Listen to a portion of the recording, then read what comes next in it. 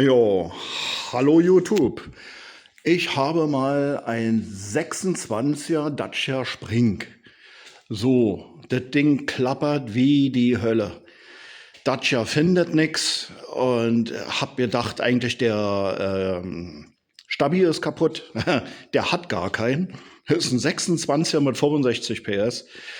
Ja, jetzt nach langem Suchen, hab alles auseinandergenommen. Ich bin auch gerade am Versiegeln ja mit der Karre, weil die rosten ja doch schon. Also der ist 3 Monate alt und fängt schon an zu rosten. Aber gut, das ist eine andere Geschichte. Aber ich habe da Klappern gefunden. Und für jemanden anders, den das vielleicht interessant ist, also du bist Holpersteine gefahren und das hat gerasselt wie verrückt. Da habe ich immer gedacht, also entweder hier ein Stabi, den er ja nur nie hat. Ja, aber ich habe den Fehler gefunden. Wenn man nämlich hier mal gegen die Stoßstange haut, die Dinger klappern. Aber wie verrückt. Hier, diese blöden Verbinder, die sind es.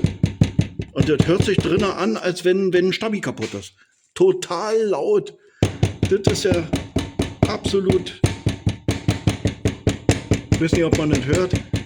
Ja, hält man hier gegen, ist es weg. Das sind einfach nur diese blöden Drecksklammern von der Stoßstange. Und die sind so laut, dass du denkst, dein Auto fällt innen auseinander, wenn du über Holpersteine fährst. Ja, wollte ich mal kurz am Rande bringen, falls das noch jemand suchen sollte oder dieses Problem auch hat. Jetzt hat er gefunden.